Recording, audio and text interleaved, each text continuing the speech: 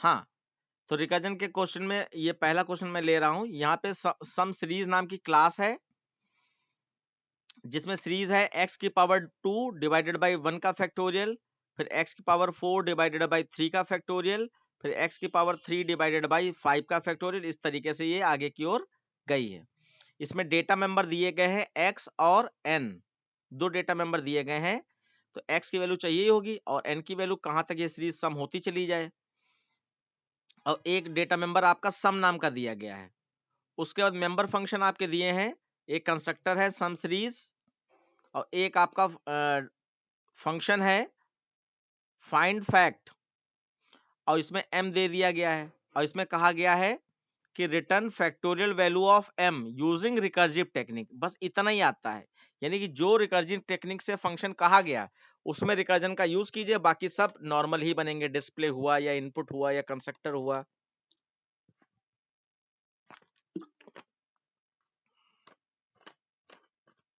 अब इसमें दो दो फंक्शन दे दिए गए हैं।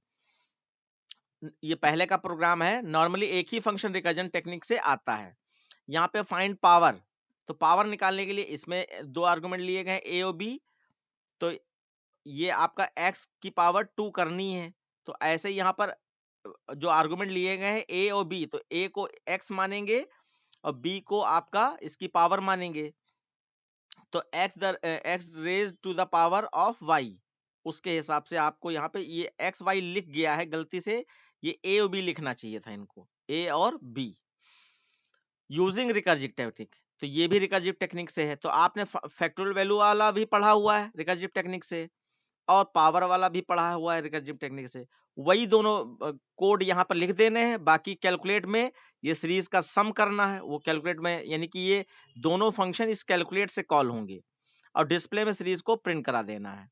तो इस चीज को आप देख लीजिए। अब यहाँ पे हमें देखना क्या होता है, सीरीज में क्या चल रहा है, इसको तो देखना ही पड़ेगा, ये तो लॉजिक का हिस्सा है। तो सीरीज में देखें तो पावर 2 4 6 8 चल रही है। और डिनोमिनेटर में देखें तो 1 3 1 का फैक्टोरियल, 3 का फैक्टोरियल, 5 का फैक्टोरियल और 7 का फैक्टोरियल, ये चल रहा है। ठीक है ना। तो हम लोग जो है, अगर जो आई वाला लूप चलाते हैं लिमिट के लिए, तो अगर आई वाली वैल्यू 1 2 3 4 5 होती है नॉर्मली, अगर उससे हेल्प मिल रही है कि आई से कोई न्यूमिनेटर मिल जाए या डिनोमिनेटर मिल जाए, तब तो आई से हेल्प ले लेते हैं। लेकिन अगर उससे हेल्प नहीं मिल रही होती तो हम लोग क्या कर लेते हैं, हम लोग सीधे नए वेरिएबल लेकर उसको अपडेट कर देते हैं। तो यहाँ पे एक चीज अगर ध्यान दी जाए तो एक चीज ये है कि नीचे न्यूमिनेटर में 1 है और पावर 2 है, नीचे न्यूमिनेटर में 3 है और पावर आपकी 4 है। इस तरीके से ये आपका चल रहा है। तो 1 3 5 7 टर्म आपके अगर i प्लस 2 करवा दें तो ये मिल जाएंगे। i is equal to 1, i is less than n, और i is equal to i plus 2 करा दें तो ये 1 3 5 7 ये हमें मिल जाएंगे। अगर आप ऐसा नहीं करना चाहते तो खाली एक ही वेरिएबल ले लीजिए कोई भी इस चीज को करने के लिए, उसी को डिनोमिनेटर में तो आप 1 लेंगे और ऊपर पावर लेने के लिए वो वेरिएबल को +1 कर देंगे तो ये 2 मिल जाएगा इस तरीके से। और फिर 1 + 2 करेंगे तो ये 3 मिल जाएगा। तो इसको मैं करके दिखा रहा हूं, तब आपको याद आ जाएगा या समझ में आ जाएगा। सम सीरीज अभी मैं स्क्रीन को छोटा कर दे रहा हूं क्योंकि मैं यहाँ पे लिख रहा हूं, फिर बड़ा करके इसको समझा दूंगा आपको।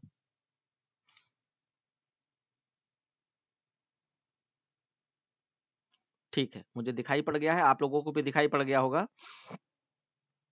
क्लास का नाम है आपका, ये क्वेश्चन नंबर 10 है, क्लास। अच्छा, इंपोर्ट वाली लाइन तो चाहिए ही होगी सबसे पहले, इंपोर्ट जावा डॉट यूटिल, फिर क्लास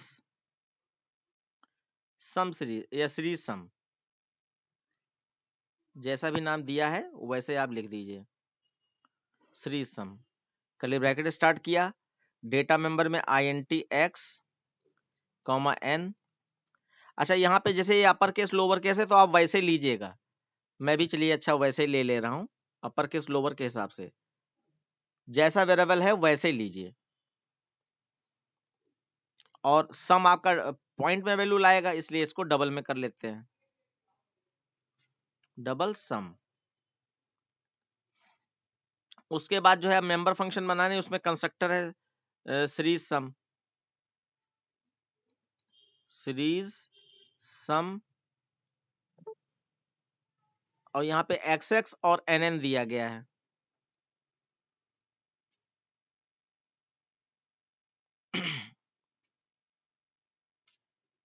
तो int xx comma int nn, अब ये xx वाली वैल्यू x में चली जाएगी, x is equal to xx, और n is equal, sorry n का अपर केस है, n is equal to nn constructor में, और फिर सम जो है ये 0 करा दीजिए, सम इज इक्वल टू 0, और इसको कर दिया हमने बंद। ये तो कंस्ट्रक्टर हो गया, इसमें किसी को कोई प्रॉब्लम नहीं होनी चाहिए। हाँ, ये भी कर सकते हैं और वही करना ही चाहिए, लेकिन हम आपको बता दें कि अगर आप 0 भी लिख देते हो तो तब भी वो 0.0 ही लेगा। फिर उसके बाद जो है आप देखो, हाँ, अब यहाँ पे जो आपने सीखा है उसके हिसाब से करिए। आप यहाँ एज्यूम कर लीजिए कि वही जो हमने प्रोग्राम पढ़ाया था 5 का फैक्टोरियल वैल्यू रिकर्जन फंक्शन से, आप ऐसे मन में सोच लीजिए कि m में 5 भेजा गया होगा और 5 का फैक्टोरियल वैल्यू का रिकर्जन टेक्निक से हमें बनाना है। तो यहाँ पे ये क्या है, डबल है, ओके, डबल में रिटर्न कर रहे हैं, कोई बात नहीं, तो अपने आप 0.0 लगा लेगा वो, डबल, और यहाँ पे आ गया फाइंड फैक्ट, और ब्रैकेट में आपका INT-M। तो उसमें जो हम लोगों ने पढ़ा था, तो हम लोगों ने 5 से 1 की ओर लूप चलाया था, 5 से 1 की ओर लूप चलाया था, तो उसके हिसाब से 0 पे लूप फॉल्स होता है, तो हमारा बेस केस बनाएंगे, m की वैल्यू अगर 0 हो जाए तो उसमें f इज इक्वल टू 1 होता ना लूप में, तो यहाँ पे रिटर्न 1 हो जाएगा, रिटर्न 1, और एल्स में वो रिटर्न वाली लाइन बनानी, रिटर्न, आप मैच कर लीजिएगा, जो मैंने बनाया वही है। तो ये क्या था फैक्टोरियल वैल्यू में, कि m अपनी वैल्यू मेमोरी में देता रहे, तो यहाँ पे मैंने m लिख दिया, और फिर प्लस हाँ मल्टीप्लाई होता है, और फिर फंक्शन कॉल कर लिया फाइंड फैक्ट,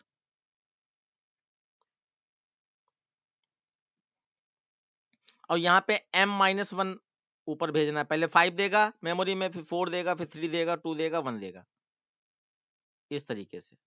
अब मैंने ये ब्रैकेट नहीं ओपन किया तो ऐसे लिख दिया जाएगा, यहाँ पे एक स्पेस होगा, बाकी कोई स्पेस नहीं है, और फिर ये एल्स को क्लोज किया और फंक्शन को क्लोज कर दिया, कंप्लीट हो गया ये। अब इसके बाद हमें पावर वाला बनाना है,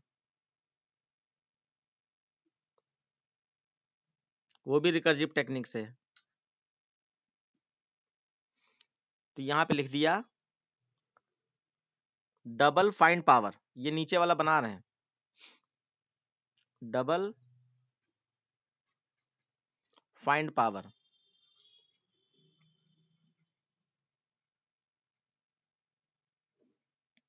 और इसमें INT-A कॉमा INT-B ये दे दिया गया है, तो एक A की पावर B होनी है, तो इसमें हमने बताया था B से लूप चलाते हैं और A मेमोरी में जाता है, जैसे A में 2 है और B में 3 है, तो 2 इंटू 2 इंटू 2 होना है, तो 3 बार लूप चलाना है, तो B से लूप चलवाएंगे, तो B 3 से चलाएगा, और कहाँ तक चलाएगा, 1 तक चलाएगा, तो फॉल्स कहाँ पे लूप होगा, 0 पे, तो B इक्वल टू 0 को चेक करा लो, अगर B इक्वल टू 0 है तो इसमें रिटर्न 1 था,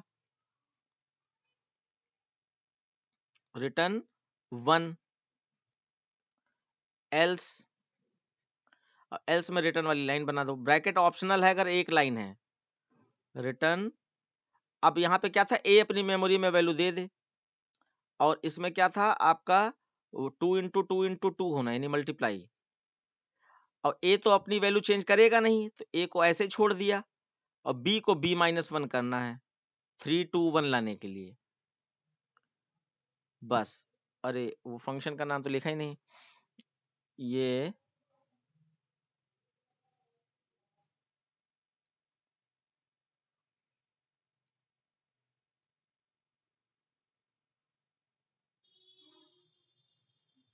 हाँ,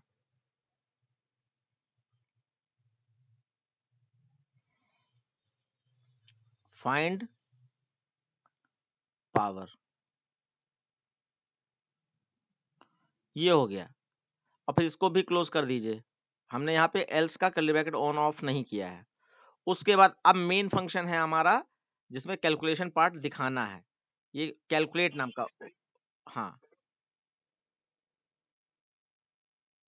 बताना क्या है ये तो अभी हम समझाएंगे। ये लिखा ऐसे गया, इसमें क्या चीज नहीं क्लियर हो रही कि कौन चीज बता दें। ये पहला आपका 2 into 2 into 2 होना है, अगर 3 पावर है 2 की, तो ये मेमोरी में 3 बार 2 2 2 2 जाना है। अभी मैं इसको समझाऊंगा। उसके बाद जो है फिर कैलकुलेट वर्ड कैलकुलेट, कैलकुलेट, और ये आपको जो बेसिक प्रोग्राम इसका पढ़ाया गया पावर वाला वही चलेगा। वो अलग बात है कि अब हम क्लास ले रहे हैं तो हमें तो बताना ही पड़ेगा फिर से। बाकी आपको याद होना चाहिए हमारे हिसाब से। कैलकुलेट, अब कैलकुलेट में क्या करना है, ये चीज मैनेज करनी है, सीरीज में जो दिखाई पड़ रहा है ये मैनेज करना है। तो इसको मैनेज करने के लिए हम क्या करें, कोई एक वेरिएबल ले लें, और आई का कोई रिलेशन खास मिल नहीं रहा है तो उसको हम इग्नोर कर दें, एक वेरिएबल के को ही हम प्लस प्लस कराते रहेंगे। तो यहाँ पे क्या है, आई एन टी, आई से लूप चला देंगे,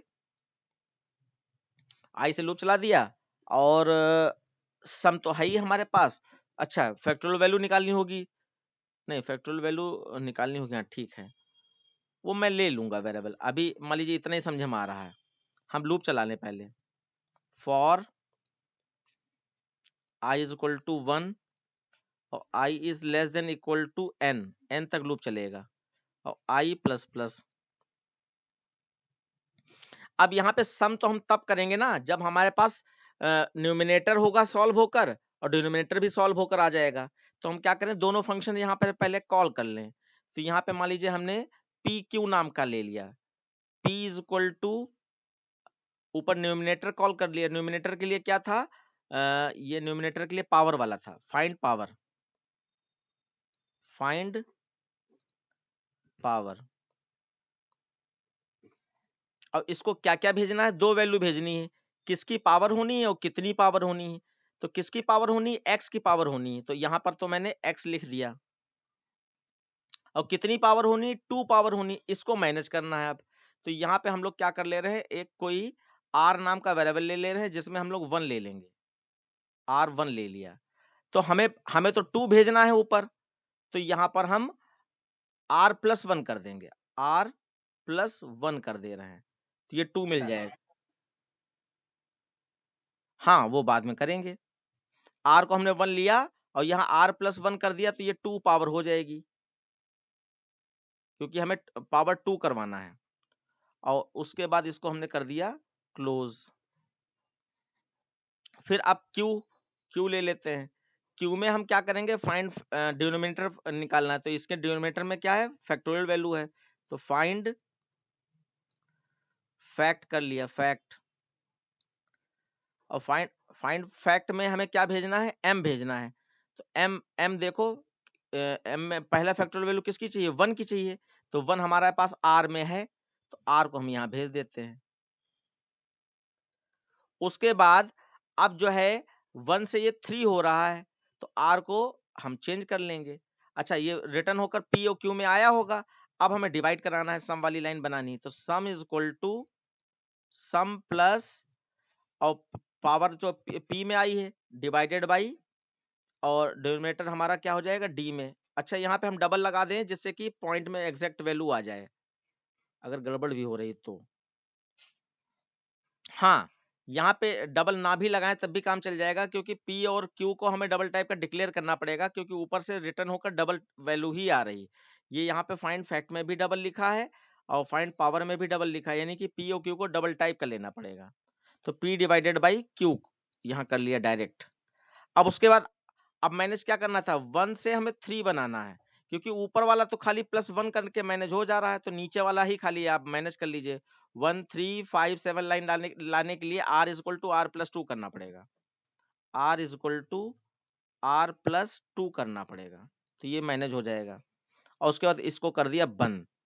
अब हमारा सम हो चुका है। अब उसके बाद फंक्शन भी क्लोज कर दें, फंक्शन भी क्लोज कर दिया।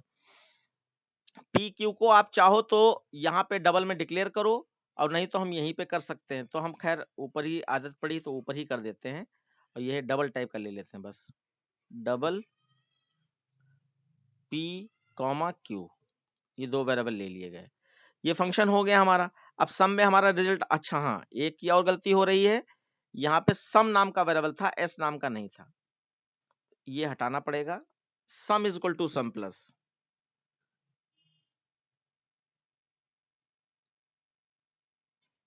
तो ये हो जाएगा sum is equal to sum plus.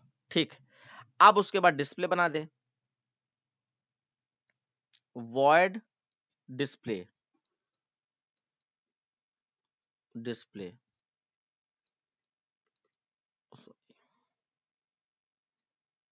और इसमें खाली सम को प्रिंट कराना है, SOPLN सम ऑफ सीरीज,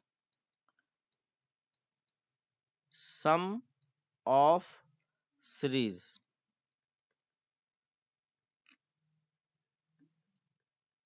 और सम प्रिंट करा दीजिए। फिर इसको भी क्लोज कर दिया। अब पब्लिक स्टैटिक वॉइड मेन बन जाएगा, PSVM, और इसके अंदर हमें देखो, अब जब भी पब्लिक स्टैटिक वॉइड मेन बनाते हैं तो हमें यहाँ पर ध्यान देना होता है कि कंस्ट्रक्ट ऑब्जेक्ट बनाते ही कंस्ट्रक्टर कॉल होगा, ऑब्जेक्ट बनाना ही पड़ेगा आपको।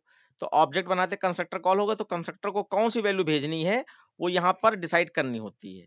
तो देखो, अगर ये कहा जाए राइट मेन फंक्शन, मेन का मतलब पब्लिक स्टैटिक वॉइड मेन, अगर ये कहा जाए राइट मेन फंक्शन तब तो आप यूजर इनपुट लीजिएगा।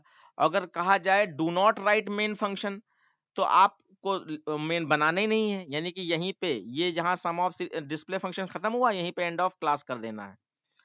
फिलहाल हमें बनाना है तो हम यहाँ पे फिक्स वैल्यू भेज देंगे, x और n की वैल्यू चाहिए। यहाँ पर वर्डमेन से वैल्यू भेजना हम सिखा चुके हैं, यहाँ पे आप स्कैनर लगाकर और दो वैल्यू इनपुट कर लीजिए, वही भेज दीजिए कंस्ट्रक्टर में। हम यहाँ पे डायरेक्ट भेज रहे हैं, series series sum OB is equal to new series sum, और ब्रैकेट में हम यहाँ पे भेज दे रहे हैं x की वैल्यू हम यहाँ पे 2 भेजे दे रहे हैं, और n हम 3 टर्म तक यानी यहां से यहां तक का सॉल्व करना चाहते हैं, n की वैल्यू हम 3 भेजे दे रहे हैं। ये हो गया। अब हमने आपको जो तरीका बताया था कि वर्डमेन से सिर्फ दो ही फंक्शन आपके बोर्ड के पैटर्न के हिसाब से सिर्फ दो ही तरीके के फंक्शन कॉल किए जाते हैं, या तो इनपुट कॉल किया जाता है या तो डिस्प्ले कॉल किया जाता है, बाकी सब आपके फंक्शन टू फंक्शन कॉल होते हैं। एक तो ये बात हो गई याद रखने वाली, और दूसरी बात ये हो सकती है कि वर्डमेन से हम लोग वॉइड वाले फंक्शन कॉल करते हैं ज्यादातर, रिटर्न वाले कॉल नहीं करते हैं, क्योंकि रिटर्न वाले वॉइड वाले फंक्शन जो ऊपर बनाए उन्हीं के अंदर से कॉल हो जाते हैं। तो यहाँ पे इनपुट के लिए तो कंस्ट्रक्टर हमारा बन गया, ये कंस्ट्रक्टर है आपका, तो इसको कॉल करने की जरूरत नहीं है। हमें कौन कौन से कॉल करना है, कैलकुलेट ये वर्ड से है, और डिस्प्ले ये वर्ड से, तो ये दो फंक्शन खाली कॉल करेंगे। तो OB डॉट कैलकुलेट, क्योंकि कैलकुलेट को मैंने और कहीं से कॉल नहीं किया, तो इसका मतलब ये वर्डमेन से कॉल होगा। फिर OB डॉट डिस्प्ले। अच्छा, अगर हम चाहें तो ये जो हमने डिस्प्ले बनाया है, ये SOPLN सम ऑफ सीरीज वाली लाइन लिखी, अगर हम यहीं पे कैलकुलेट फंक्शन कॉल कर दें तब भी आपका सही चलेगा, कि पहले कैलकुलेट होगा उसके बाद डिस्प्ले होगा। तो फिर हमें यहाँ पे वर्डमेन में कैलकुलेट कॉल करने की जरूरत नहीं है। अब इसको कर दिया जाएगा क्लोज, ये हो गया कंप्लीट। अब हम लोग क्या करेंगे, यहाँ पर सीरीज लिख लेंगे जो हमें चाहिए उसके हिसाब से। 3 टर्म का खाली सॉल्व करके हम लोगों को देखना है।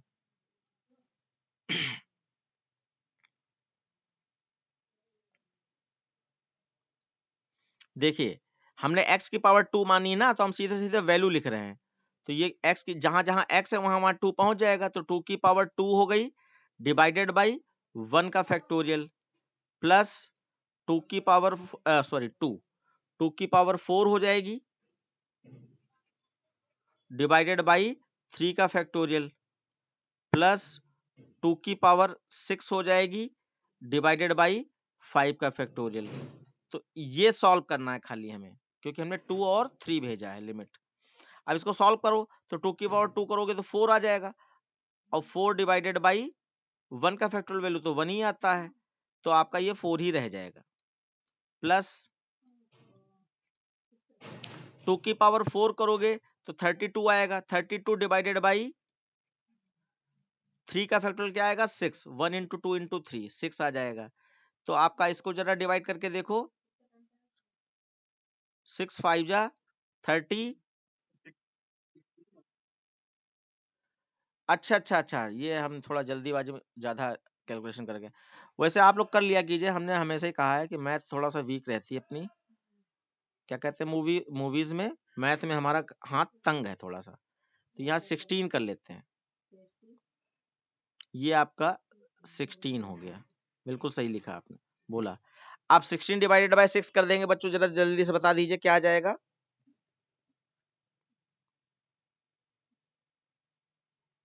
बोलिए जल्दी से, आपका वेट कर रहे हैं।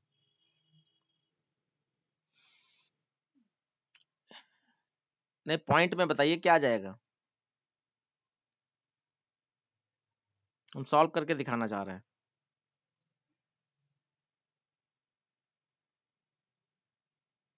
2 पॉइंट,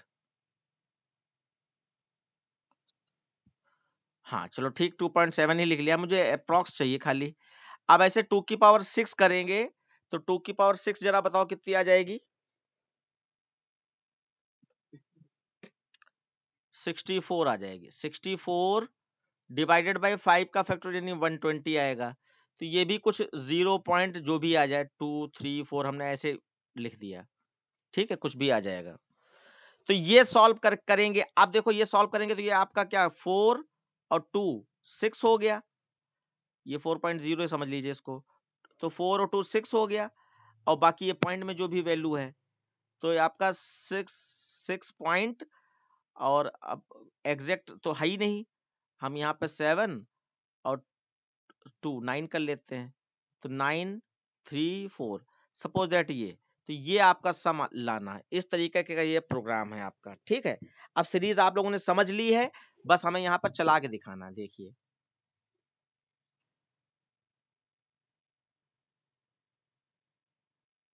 अभी अभी चलाते समय ही पता चल जाएगा बेटा, वो तो आप लोगों को पता ही है। हम्म, देखिए सबसे पहले आपका ये कंस्ट्रक्टर कॉल हो रहा है,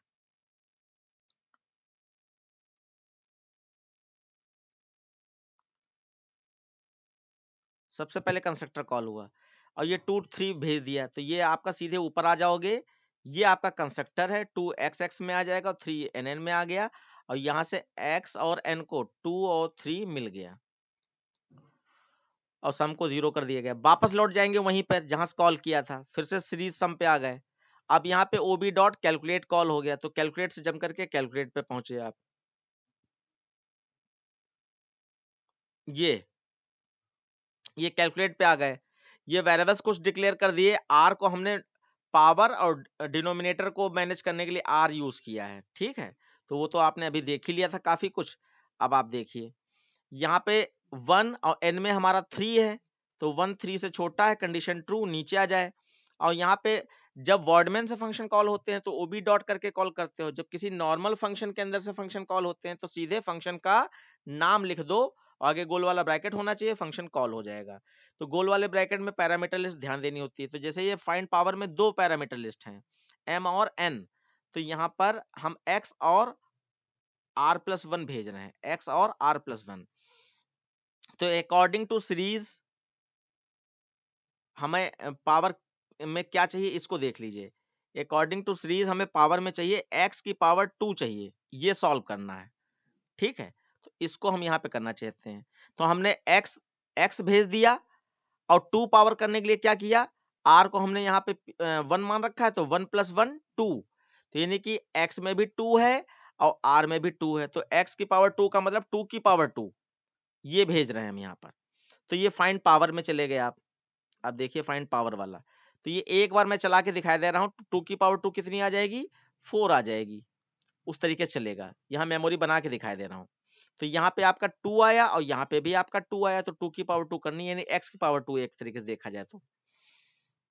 वैसे अगर यहाँ पर एक ही पैरामीटर रखते तब भी काम चल जाता, क्योंकि x तो हमारा ग्लोबल है। यहाँ पे ध्यान दीजिए बच्चों, x हमारा ग्लोबल है जो a में भेजा गया है। अब a को x मानिएगा, ठीक है, लेकिन अगर आप यहाँ पर एक पैरामीटर रखते, बाई चांस पेपर में एक पैरामीटर होता, तो खाली ये INT b भेजा जाता, यानी कि जितनी पावर है उतने भेजा जाता, और जहां पर ये a का यूज है वहां पे डायरेक्ट x लिख दिया जाता है, यहाँ पर x डायरेक्ट लिख दिया जाता और आपका प्रोग्राम बिल्कुल सही चलता है। लेकिन उन्होंने दोनों चीजें भेज दी हैं, भेजने के लिए कह दिया है, तो x भी भेजा है और उसकी पावर भी भेजी गई है। ठीक है, देखिए b में आपका 2 है, तो 2 0 के बराबर है, नहीं बराबर है, तो आप एल्स में आ जाओगे और a अपनी वैल्यू मेमोरी में दे दे, तो a के पास यहाँ पर इस तरीके से मेमोरी बना लीजिए। a के पास आपका 2 है तो 2 मेमोरी में चला जाएगा। उसके बाद यहाँ से जम करके आप यहाँ आते हो और ये फंक्शन कॉल हो गया, तो 2 तो ऐसे कॉपी हो गया, और b में आपका 2 था तो 2 - 1 1 पहुंच जाएगा ऊपर, ये ऐसे कर दे रहे हैं, 1 ऊपर पहुंच गया। अब 1 0 के बराबर है, नहीं बराबर है, फिर आप एल्स में आए और a ने अपनी वैल्यू फिर से मेमोरी में दे दी, तो a के पास तो 2 ही है तो 2 फिर से दे दिया, और यहाँ से जम करके यहाँ आए, a का 2 ऐसे कॉपी हो गया और b के पास 1 था, 1 - 1 0, तो ये आपका 0 ऊपर पहुंचा। अब 0 0 मैच हो गया तो रिटर्न 1 कर दे, तो रिटर्न 1 हमने बताया था, यहाँ पे लिख लेते हैं टॉप वाली मेमोरी पे, और फिर यहाँ से एक एक वैल्यू आप निकालना शुरू कर दीजिए। ये वैल्यू आ रही थी, अब ये एक एक वैल्यू निकलेगी, तो सबसे पहले आपका 2 निकलेगा, और साइन यहाँ पे जो भी लगा है, मल्टीप्लाई लगा है, तो 2 × 1 तो आपका 2 आ जाएगा, फिर 2 निकलेगा और इंटू 2 तो आपका यहाँ पर 4 आ जाएगा। अब फाइनलाइज स्टैक मेमोरी खाली हो गई, तो ये जो रिजल्ट आया 4, ये रिटर्न हो जाएगा। तो आप जरा देख सकते हैं कि पावर में 2 की पावर 2 का मतलब x की पावर 2 का मतलब 4 था, तो x की पावर 2 किया ये इतना पोर्शन, तो यहां से ये क्या मिला, ये 4 मिल गया जो हमें चाहिए था।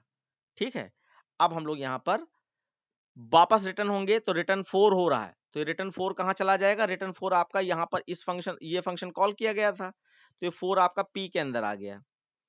उसके बाद फिर यहाँ पर नीचे उतरते ही फाइंड फैक्ट कॉल कर दिया, इसमें हमने r को यहाँ से भेज दिया, तो r में क्या था, r में आपका 1 था, क्योंकि पावर में तो 2 भेजना था लेकिन डिनोमिनेटर में 1 का फैक्टोरियल था। एक बार देख सकते हैं, डिनोमिनेटर में 1 का फैक्टोरियल वैल्यू था ये, तो यहाँ पे 1 भेज दिया r का, r का 1। अब यहाँ पे फाइंड फैक्ट पे सीधे जंप करके चले जाओगे, ये फाइंड फैक्ट पे आ गए, फाइंड फैक्ट, और यहाँ पे 1 लेके आ गया। अब 1 का फैक्टोरियल वैल्यू 1 ही होता तो चलाने का मौका नहीं मिल पाएगा ज्यादा, बस आप देख लीजिए, चलाना आपको उसी तरीके जैसे अभी पावर चलाया था वैसे ये चलेगा। m में 1 आ गया, 1 0 के बराबर है, नहीं है, तो एल्स में आए और m अपनी वैल्यू मेमोरी में दे दे, तो m में क्या है आपका 1 है, तो 1 मेमोरी में दे देगा, 1 आपकी मेमोरी में चला गया। फिर यहां से यहां आएंगे और फंक्शन कॉल हो गया और यहाँ m-1 हो गया, तो 1 - 1 0, तो 0 ऊपर पहुंचा। अब 0 0 के बराबर है तो 1 रिटर्न कर दे, तो ये 1 रिटर्न कर देगा यही टॉप वाली मेमोरी में।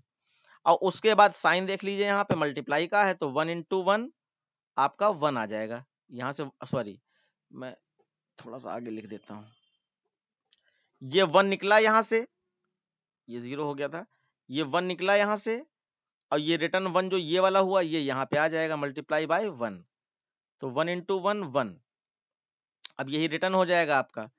तो 1 का फैक्टोरियल वैल्यू 1 आता है, तो ये रिटर्न होके कहाँ आ जाएगा, कैलकुलेट में, और क्यू में, क्यू यहाँ से फंक्शन कॉल किया गया था, तो क्यू में आपका ये 1 रिटर्न करके वैल्यू दे देगा।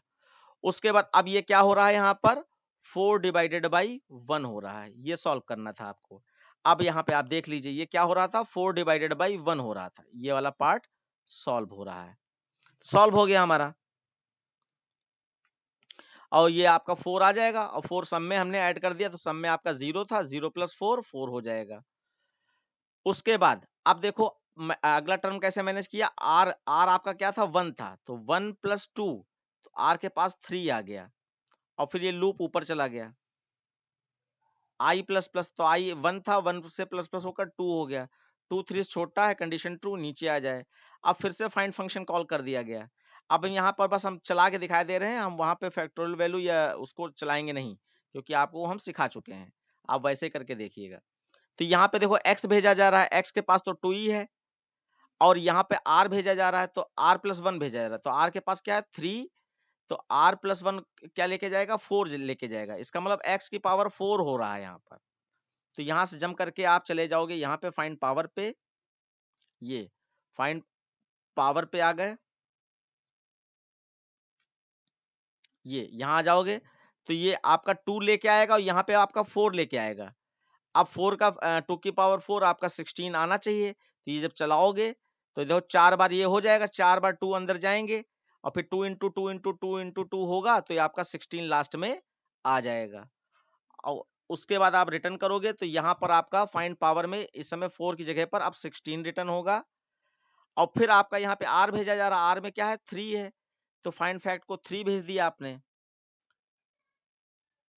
अब इसको एक बार चला के दिखाई दे रहे हैं, क्योंकि फैक्टोरियल वैल्यू चलाने का मौका नहीं मिला था, एक बार चला दे रहे हैं। तो ये यहाँ से मैं हटा दे रहा हूँ, तो 3 के केस में चला रहा हूँ यहाँ पर। तो ये आपका 3 पहुंचा, 3 0 के बराबर है, नहीं बराबर है, एल्स में आए, स्टैक मेमोरी में 3 चला गया, 3 का फैक्टोरियल वैल्यू 6 आएगा, तो 3 तरह चला गया मेमोरी में। फिर यहाँ से यहाँ जंप करके आया 3 - 1 2, अब ये 2 ऊपर गया, अब 2 भी मैच नहीं हुआ तो एल्स में आए, ये स्टैक मेमोरी में वैल्यू दे देता है, तो 2 मेमोरी में चला जाएगा। और उसके बाद जो है यहाँ से फंक्शन कॉल हुआ 2 - 1 1 ऊपर गया। अब 1 भी आपका 0 से इक्वल नहीं है, तो फिर एल्स में आए, अब 1 मेमोरी में चला गया और यहाँ 1 - 1 0 ऊपर चला जाएगा। अब 0 0 के इक्वल है तो रिटर्न 1 हो जाए, तो ये इधर लिख लिया और यहाँ से 1 निकाला और साइन मल्टीप्लाई का है, तो 1 इंटू 1 1, फिर 2 निकाला, 2 इंटू 1 2, फिर ये 3 निकाला, 3 इंटू 2, तो आपका 6 आ जाएगा। जैसे ये 6 आया 6 रिटर्न हो जाएगा, तो यहाँ पे आपका 6 रिटर्न हो गया, तो ये 16 डिवाइडेड बाई 6 हुआ है, ठीक है ना।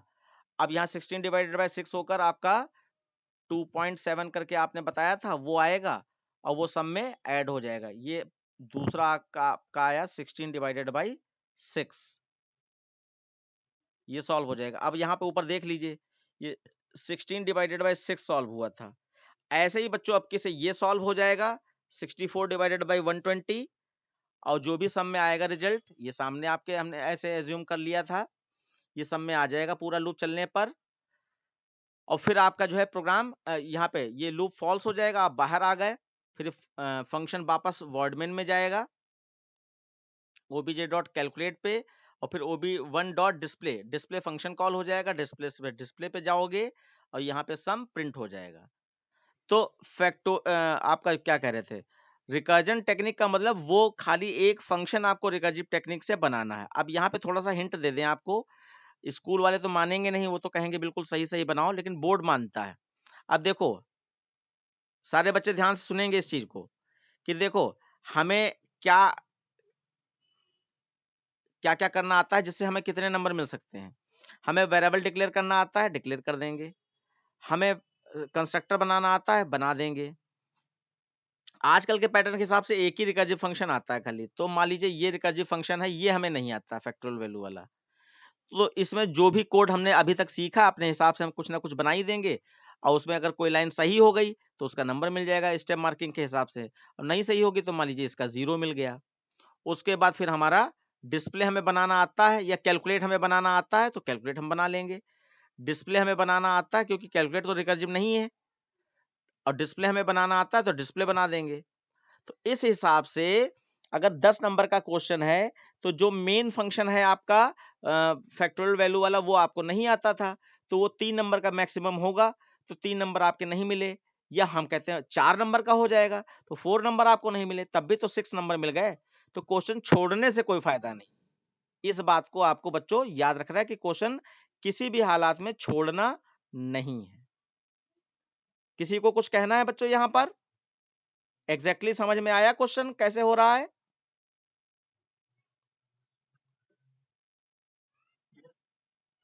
बहुत अच्छा रहता है जब कुछ बच्चे बोल देते हैं। तो आकर्ष आप बताइए बेटा। आकर्ष, पबजी तो नहीं चल रहा है? हाँ देखो यार तुम, हाँ बहुत टाइम हो गया तुमको छोड़े, हमें ये खबर थी। बेटा अब लास्ट टाइम चल रहा है यार, पढ़ लो यार, तुम्हारी भी इज्जत बची रह जाएगी और हमारी भी इज्जत बच जाएगी, है ना।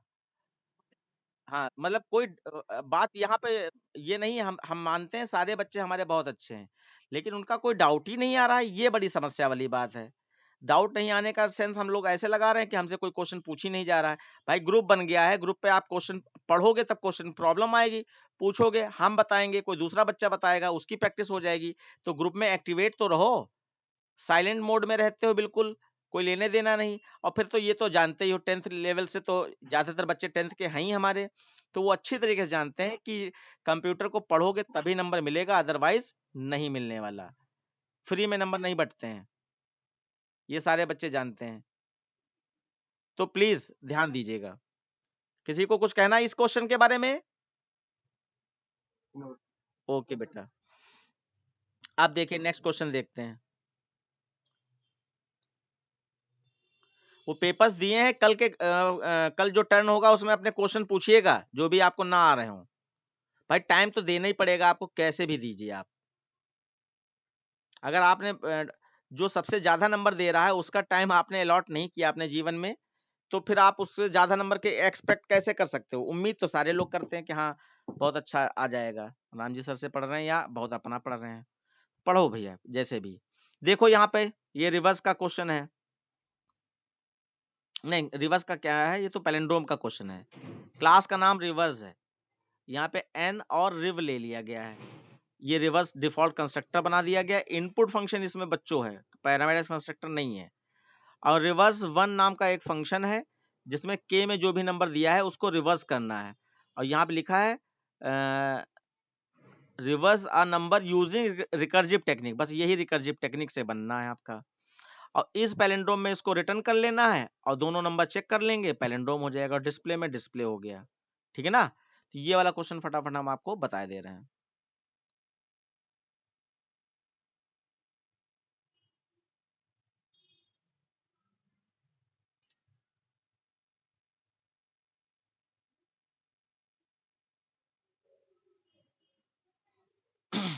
देखिए बच्चों, ये बना भी है, मैं आपको दिखाई दे रहा हूँ। क्लास हो गया रिवर्स, वेरिएबल आपके एन और रिव थे, ये कंस्ट्रक्टर बनाया गया है जिसमें n is equal to rev is equal to 0 कर दिया गया है, बिल्कुल सेम। इनपुट फंक्शन बनाएंगे तो इनपुट जहां होगा वहां स्कैनर वाली लाइन चाहिए होती है, ले लिया। और एंटर नंबर जिसको रिवर्स करना है वो एन में ले लिया। उसके बाद नीचे आए, अब ये आपका जो है उससे बनाना था, किससे? रिकर्जिव टेक्निक से। तो यहाँ पे पढ़ाते समय मैंने बताया है, पहली क्लास में ही बताया है कि रिकर्जन फंक्शन का मतलब होता है फंक्शन के अंदर फंक्शन कॉल करना। तो ये देखो फंक्शन है रिवर्स वन और इसके अंदर फंक्शन कॉल हो रहा है, लेकिन ये दो टेक्निक से होता है, विद यूजिंग स्टैक मेमोरी और विदाउट यूजिंग स्टैक मेमोरी। तो बच्चों यहाँ पे एक हिंट देना चाहूंगा कि जब आपके पास जो रिजल्ट होता है, रिजल्ट को स्टोर कराने वाला अगर कोई वेरिएबल है, जैसे यहाँ पे रिव नाम का वेरिएबल है रिजल्ट को स्टोर कराने वाला, तो ज्यादातर स्टैक मेमोरी का यूज नहीं होता, सीधे सीधे कैलकुलेशन हो जाती है। अगर आपका रिजल्ट वेरिएबल नहीं है और ये अच्छा, उस केस में ज्यादातर वॉइड से ही फंक्शन होता है, जब रिजल्ट वेरिएबल ऊपर ग्लोबल में दिया होता है जिसमें हमें रिकर्जिव टेक्निक लगाकर रिजल्ट को स्टोर कराना है, तो ज्यादातर फंक्शन वॉइड से होता है। और अगर रिजल्ट वेरिएबल नहीं है तो ये फंक्शन इंट से होगा और स्टैक मेमोरी का यूज होगा। तो यहाँ स्टैक मेमोरी का यूज नहीं होगा, ये आपको देखने को मिलेगा। और फिर यहाँ पे देखिए, ये अभी मैं समझा दूंगा आपको, बिल्कुल सिंपल है। फिर यहाँ पे इस पैलेंड्रोम में ये आपका बुलियन टाइप का है, अच्छा से डिस्प्ले में कराना है। तो यहाँ पे दोनों मैच कराए गए, जो उल्टा वाला नंबर आया और सीधा वाला नंबर, अगर मैच हो गया तो यहाँ ट्रू रिटर्न कर दिया, नहीं तो फॉल्स रिटर्न कर दिया। और डिस्प्ले में ट्रू फॉल्स स्टोर कराकर और यहाँ पर चेक नहीं किया, ये हाँ चेक किया गया। पहले रिवर्स नंबर प्रिंट करा दिया गया, उसके बाद बी को चेक कर लिया गया। ये चेक करने का तरीका ऐसे भी हो सकता है, बाकी हम लोग अभी समझ लेंगे। और फिर वर्ड मेन से फंक्शन कॉल कर लिए गए। तो अब हम यहाँ पे चला के दिखा रहे हैं बच्चों, ध्यान से देखिएगा। सबसे पहले आपका ये कंस्ट्रक्टर कॉल होगा, कंस्ट्रक्टर। तो यहां जम करके आप कंस्ट्रक्टर पे चले जाओगे, ये कंस्ट्रक्टर पे आ गए और इसमें आपका एन और रिव को जीरो कर लिया गया, यानी रिव में जीरो है, तो हमारे कंडीशन में भी हमें रखना जरूरी होता है रिवर्स करने के लिए। फिर वापस लौट के यहाँ आओगे रिवर्स पे, फिर यहाँ पे ओबी डॉट इनपुट कॉल हो गया, तो इनपुट तो करना ही पड़ेगा जब कंस्ट्रक्टर पैरामीटराइज नहीं है। तो इनपुट पे आए और यहाँ पर स्कैनर वाली लाइन लगाकर एक नंबर इनपुट कर लिया, तो वो नंबर मैं यहाँ पर लिखे दे रहा हूँ। जैसे ये आपका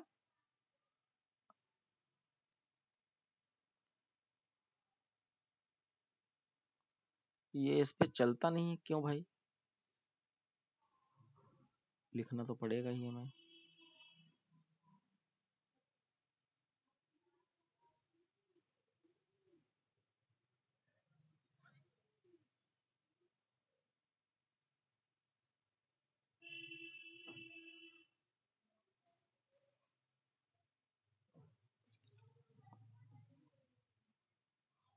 हाँ आ गया। तो यहाँ पे एक नंबर इनपुट कर लिया, मान लीजिए यहाँ पे 275 इनपुट कर लिया, 275। ये पैलेंड्रोम नहीं कहेगा, नॉट पैलेंड्रोम माना जाएगा, हम बस रिवर्स करके दिखाना चाहते हैं इसलिए ये ले लिया हमने। इनपुट फंक्शन में वैल्यू इनपुट करने के बाद में एन में हमारी ये वैल्यू इनपुट हो गई। उसके बाद वापस लौट के आप नीचे चले जाओगे, ये नीचे आगे ओबी डॉट इनपुट पे, और फिर ओबी डॉट डिस्प्ले कॉल, डिस्प कॉल हो गया, तो डिस्प से जंप करके आप यहाँ पे डिस्प पे आए, ये डिस्प पे आ गए। अब डिस्प के अंदर से आपका इस पैलेंड्रोम फंक्शन कॉल कर लिया गया, इस पैलेंड्रोम, तो यहां से जंप करके आप इस पैलेंड्रोम पे चले जाओगे।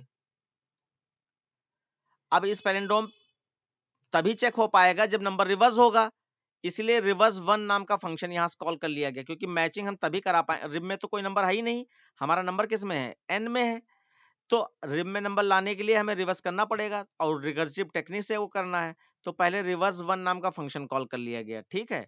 और हम लोग पहुंच गए रिवर्स वन पे, यहां पर ये रिवर्स वन आ गया। अब यहाँ पे इसको हम चला के दिखाई दे रहे हैं, ये विदाउट यूजिंग स्टैक मेमोरी है, विदाउट यूजिंग स्टैक।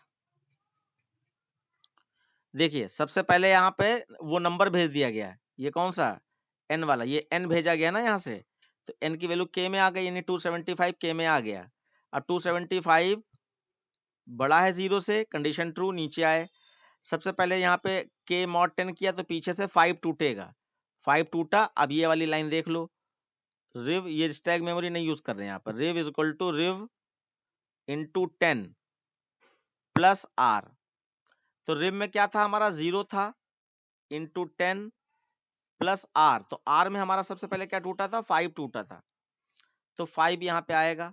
तो 0 इंटू 10 पहले मल्टीप्लाई हो, प्लस में पहले मल्टीप्लाई होगा, तो 0 इंटू 10 0 हो जाएगा, 0 प्लस 5 5, तो ये 5 आ गया, ये 5 हो गया। उसके बाद नीचे आया, ये फंक्शन कॉल हो गया, और ये k डिवाइडेड बाई 10 भेज रहे हैं, तो 275 डिवाइडेड बाई 10 हो रहा है ना, तो यहां से ये 5 हटा दिया हमने, 27 यानी भेजा यहाँ पर, 27 बड़ा है जीरो से, नीचे आए 27 मॉड 10 करेंगे तो पीछे 7 टूटेगा, तो 7 निकला। अब यहाँ पे देखो रिम में आपका 5 पहुंच चुका है, 5 इंटू 10 प्लस 7, आर में 7 है, तो 5 इंटू 10 50 हो गया, प्लस 7 57, तो आपका ये 57 आ गया। फिर नीचे उतरे, आपका फंक्शन कॉल हो गया, अब ये फिर से डिवाइड 10 कर रहे हैं, तो डिवाइड 10 में आपका 27 में से 7 हट जाएगा, 2 बचेगा, तो 2 ऊपर पहुंचा, अब 2 is greater than 0, condition true, नीचे आए, अब 2 मॉड 10 करेंगे तो यहाँ पे 2 निकलेगा, तो ये 2 निकाल दिया। फिर नीचे आए, अब यहाँ पे हो रहा है 57 इंटू 10 प्लस 2, तो 57 इंटू 10 570 हो जाएगा, प्लस 2, तो ये 572 हो जाएगा, 572। ये बिल्कुल लूप जैसा काम हुआ है, लूप में जैसे चलता है बिल्कुल एग्जैक्टली वैसे हमने यहाँ पे चलाया है। उसके बाद अब यह k डिवाइडेड फंक्शन कॉल हो गया, k डिवाइडेड बाय 10 यानी 2 डिवाइडेड बाय 10 जीरो पहुंचेगा यहाँ पर, अब 0 is greater than 0, condition false, आप इफ से बाहर आ गए। अब क्योंकि एक रिव जो है ग्लोबल वेरिएबल है और ये हर फंक्शन में पहुंच सकता है, तो यहाँ पे इस फंक्शन में जो भी आपका 572 आया है वो आपका रिब के पास पहुंच चुका है। अब आप यहाँ पे देख लीजिए, पहले मैं ये थोड़ा सा हटा दे रहा हूं।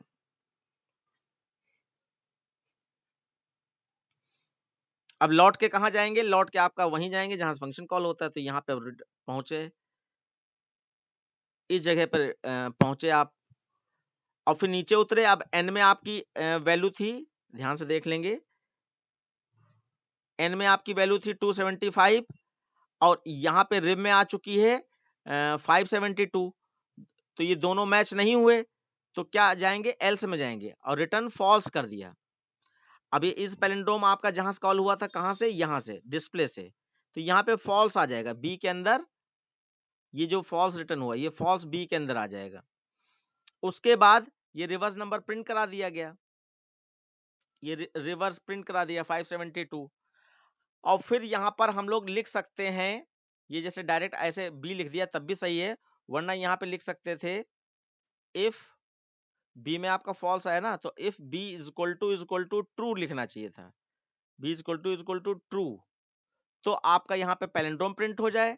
अब क्योंकि यहाँ पे फॉल्स रिटर्न हुआ है, तो फॉल्स ट्रू के इक्वल नहीं होगा, तो वो एल्स में जाएगा, नॉट अ पैलिंड्रोम कह देगा, बस प्रोग्राम एंड। तो यहाँ पे याद रखिएगा, कभी ऐसे दे दिया जाए तो इसका मतलब ये ट्रू से मैच हो रहा होता है, जब एक सिर्फ वेरिएबल का नाम दे दिया जाता है। तो ये चीज लिखो चाहे ऐसे लिखो, दोनों में कंप्यूटर सेम चेक करेगा। और उसके बाद वापस लौट के आप वर्डमेन में आ गए और डिस्प्ले पे प्रोग्राम एंड हो गया। बच्चों बताओ किसको नहीं समझ में आया, क्या नहीं समझ में आया, तो मैं आपको फिर से बता दूं थोड़ा सा। कोई भी ऐसी चीज है जो नहीं समझ में आई? बिल्कुल आसान था, इसमें स्टैक मेमोरी यूज नहीं हुई है।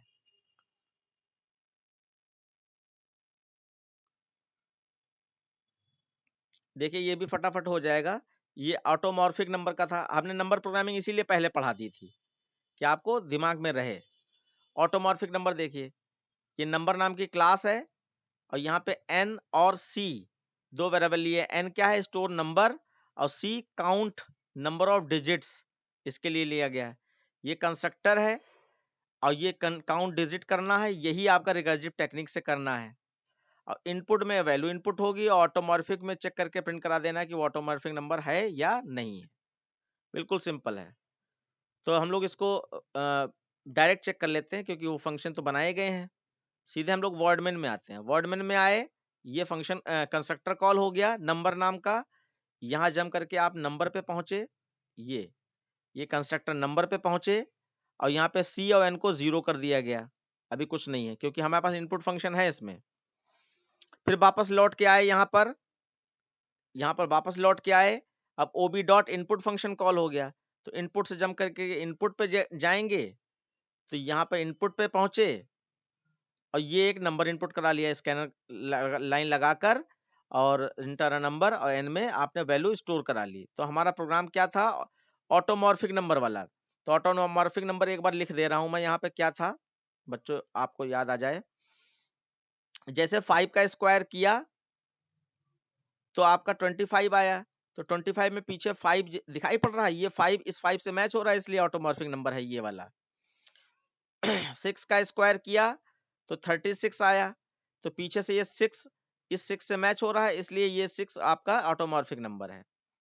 ऐसे आपका 25 का स्क्वायर किया तो आपका 625 आएगा, 625, तो पीछे से ये 25 ओरिजिनल नंबर से मैच हो रहा है, तो इसलिए ये ऑटोमॉर्फिक नंबर है। तो इसमें रियल में करा क्या गया है, रियल में करा ये गया है कि यहाँ पे नंबर का स्क्वायर करना तो हमें आता ही है, 25 मिल गया।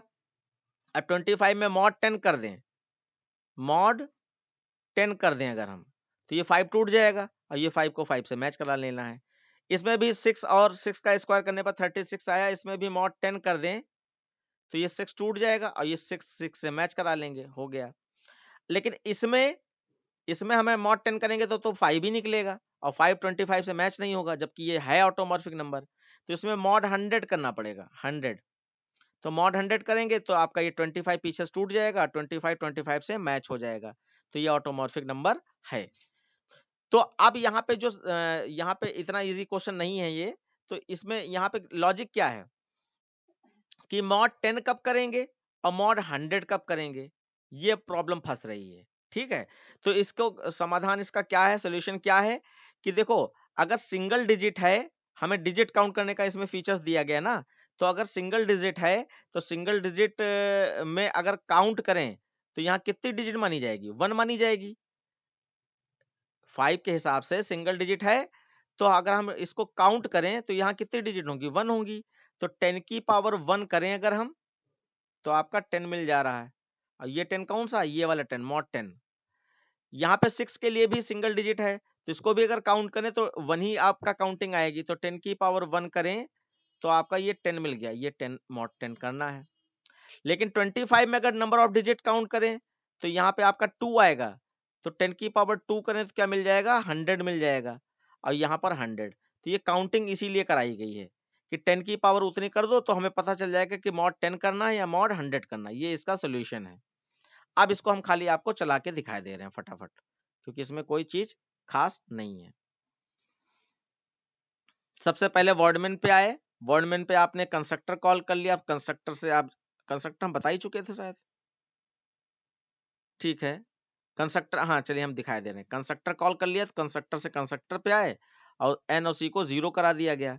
फिर ओबीजे डॉट इनपुट कॉल कर लिया वर्डमेन में, तो ये इनपुट पे आया। यहाँ पे हमने मान लीजिए 25 स्टोर करा लिया, इसको देखना चाहते हैं क्योंकि इसमें चलाने का मौका मिलेगा।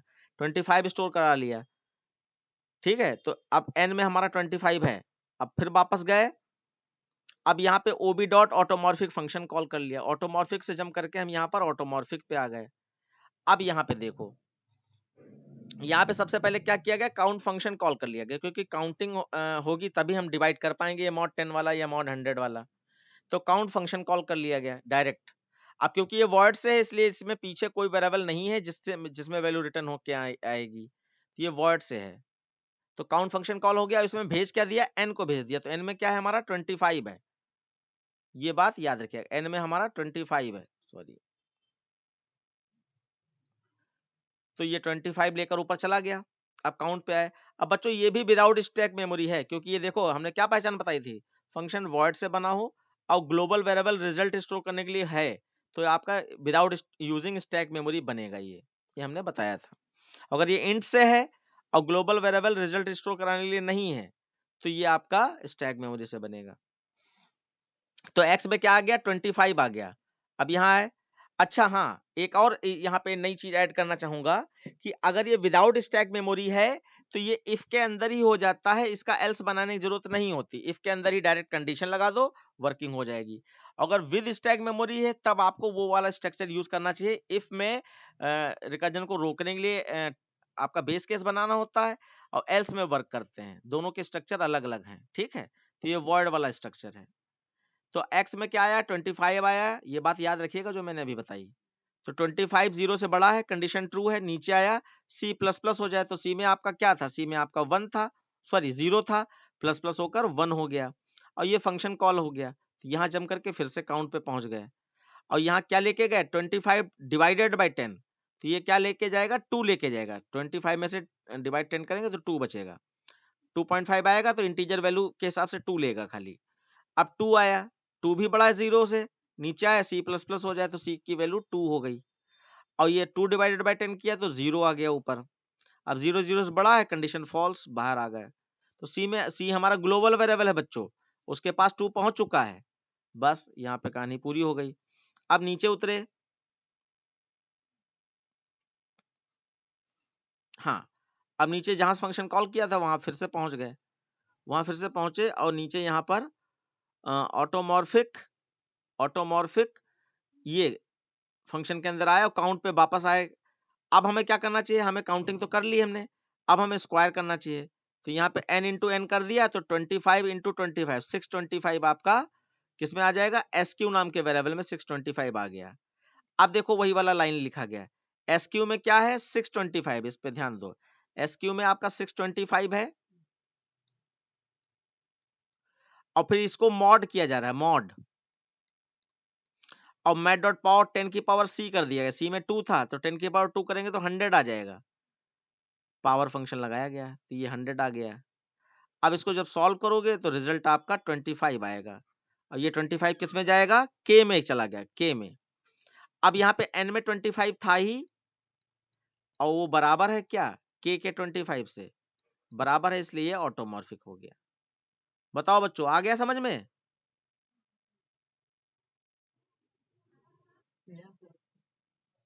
आकर्ष आपको बेटा? ठीक है, बहुत अच्छी बात है। तो यहीं पे क्लास एंड कर ले रहा हूं मैं, और कल का हमने बता दिया है। अब देखो यहाँ पे मैं थोड़ा सा, एक मिनट भागिएगा नहीं प्लीज, एक चीज और देख लीजिए। यहाँ पे कोई खास चीजें नहीं है। अब जैसे ये जीसीडी मैं पढ़ा चुका हूँ, मैं दिखाना चाह रहा हूँ कि क्या क्या होता है। तो ऐसे उन्हीं क्वेश्चनों को लेकर ये क्वेश्चन बना लिए जाते हैं। ये जीसीडी का क्वेश्चन हो गया। ऐसे ही आपका नेक्स्ट क्वेश्चन देख ले रहा हूँ। नेक्स्ट क्वेश्चन मैजिक नंबर, ये तो क्वेश्चन ही मैंने कराया था, बस उसमें मैजिक में क्या कर दिया गया, सम ऑफ डिजिट कराना है। ये रिकर्सिव टेक्निक से करना है सम ऑफ डिजिट। तो सम ऑफ डिजिट हम लोग करा लेंगे, क्योंकि हमने डिजिट को प्रिंट कराना सीख लिया था, उल्टा प्रिंट करा दिया था। 275 को 572 प्रिंट करा के देखा था, और उसी में हम अगर वो सम वाली लाइन डाल देते जो स्टैक मेमोरी में जाती है वैल्यू, तो सम ऑफ डिजिट हो जाता आराम से। तो ये इस मैजिकल नंबर ये वाला क्वेश्चन हो गया, ठीक है। अ, ये देखो ये बना भी है, ये मॉड 10 से मेमोरी में जा रही वैल्यू, और फिर ये फंक्शन कॉल हो रहा है, कोई कठिन चीज नहीं है। उसके बाद जो है ये हैप्पी नंबर मैजिकल नंबर जैसा होता है बिल्कुल। ये क्वेश्चन हो गया। यहाँ पे फिर से सीरीज आ गई, तो सीरीज हम लोग कर ही चुके हैं। ये क्वेश्चन थोड़ा अलग है, D2 पॉइंट। तो D2 पॉइंट अलग इसलिए कह रहे हैं क्योंकि टेक्नोमेट्री वाला क्वेश्चन आ गया ना, तो उसमें आप लोग कंफ्यूज ना होइएगा, वो मैं बता दूंगा। अच्छा, ये ऑब्जेक्ट पासिंग वाला क्वेश्चन है, तो ये इसका क्वेश्चन ही नहीं है, देखा जाए तो, देखा जाएगा तो ये इसका क्वेश्चन नहीं है, ये ऑब्जेक्ट पासिंग का क्वेश्चन है। ये भी ऑब्जेक्ट पासिंग का क्वेश्चन है। ये टॉपिक अभी हमने पढ़ाया नहीं, ये ऑब्जेक्ट पासिंग का क्वेश्चन है। ये भी ऑब्जेक्ट पासिंग का क्वेश्चन है। तो यानी कि जितने क्वेश्चन हमने वहां पे अभी देखे, उतने इस फाइल में हैं। फाइल एंड हो गई, तो कोई खास बात नहीं। अब मैं चाहूंगा कि अगली क्लास में अगर आपके पास कोई प्रोग्राम हो तो आप बता दीजिएगा, तो वो मैं सॉल्व करा दूं, या पेपर्स जो मैंने दिए हैं, मैंने कहा है कि उसमें आप पूछ सकते हो। तो रिकर्सिव टेक्निक के कुछ प्रोग्राम अगर आप नहीं कर पा रहे हो तो आप प्लीज वो बता दीजिएगा, तो वो मैं सॉल्व करा दूंगा। बाकी अब बचा आउटपुट। तो आउटपुट की वीडियोस तैयार हैं बिल्कुल, आपको बस मांगना है और हमें देना है। तो ज्यादातर हम वीडियो कब देते हैं, जब हमारी क्लास मिस हो रही होती है। तो एक तो वो है, या तो क्लास मिस हो रही होगी तब हम वीडियो दे देंगे, और या आपकी अर्जेंसी लगी है कि आपका क्लास प्री बोर्ड लगा हुआ है, तो आपको समय से देख लोगे तो ज्यादा अच्छा है, प्रेशर नहीं बनेगा आपके दिमाग पे, तो आप खुद मांग लीजिएगा। ठीक है बच्चों, यही मैं कहना चाह रहा था, और कुछ नहीं। तो okay, bye bye, good night बेटा।